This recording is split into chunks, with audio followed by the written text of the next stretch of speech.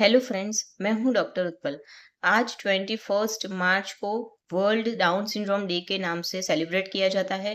Down syndrome एक बच्चों में होने वाली बहुत ही कॉमन क्रोमोसोमल एब्नॉर्मलिटी है, क्रोमोसोमल सिंड्रोम है। मतलब कि क्रोमोसोम क्या है, तो हर एक नॉर्मल ह्यूमन बॉडी के अंदर 23 pairs of chromosomes, total 46 chromosomes होते हैं। ये क्रोमोसोम्स के अंदर अलग अलग जीन्स होते हैं और वही हमारे पूरे ह्यूमन बॉडी को डिफाइन करते हैं। मतलब हमारा कलर कैसा होगा, हमारे बाल कैसे होंगे, पूरे हमारे बॉडी की जो भी रचना है वो कैसे होगी, प्लस हमारा बिहेवियर कैसे होगा, वो सारी चीजें ये क्रोमोसोम्स के अंदर रहे जीन्स के माध्यम से ही डिफाइन होता है और वो एक पीढ़ी से दर पीढ़ी आगे चलता रहता है। तो डाउन सिंड्रोम के अंदर 21 नंबर का जो भी क्रोमोसोम होता है उसके अंदर थोड़ा सा पार्ट एक्स्ट्रा आ जाता है, या तो पूरे का पूरा क्रोमोसोम ही एक्स्ट्रा आ जाता है। तो ये एक्स्ट्रा जीनेटिक मटेरियल है, उसकी वजह से जो भी प्रॉब्लम होती है उसे ही हम डाउन सिंड्रोम बोलते हैं। तो जब मदर का एग और फादर का स्पर्म फर्टिलाइज होता है तो उसी टाइम पे ये प्रॉब्लम हो जाती है। तो पूरा जो भी ह्यूमन बॉडी मदर के अंदर डेवलप होता है उसके अंदर कोई ना कोई पूरे सिस्टम में, हर एक सिस्टम में कुछ ना कुछ प्रॉब्लम्स आने लगती हैं। तो ये सारी प्रॉब्लम्स को जो भी डिफाइन करता है उसे हम डाउन सिंड्रोम कहते हैं। ये बहुत ही कॉमन प्रॉब्लम है और ऑलमोस्ट 1:1000, मतलब कि हर 1000 बच्चों के अंदर एक बच्चा ऐसे डाउन सिंड्रोम वाला हो सकता है। इससे बचने के लिए क्या करें?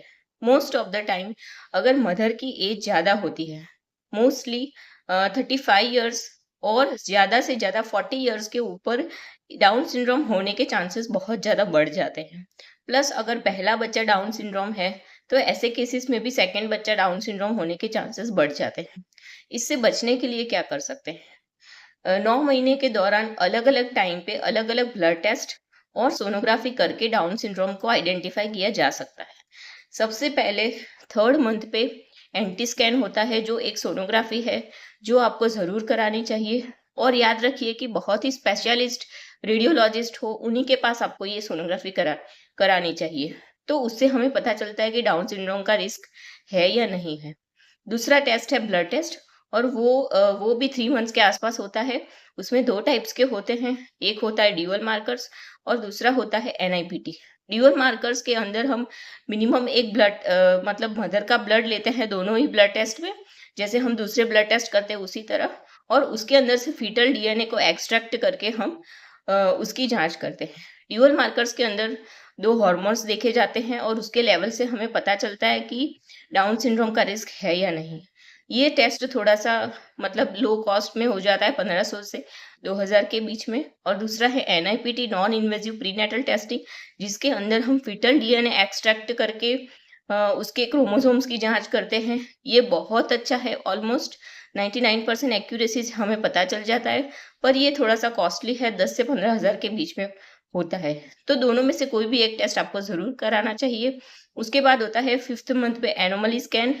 एनोमली स्कैन मतलब बच्चे की बहुत अच्छे से सोनोग्राफी होती है।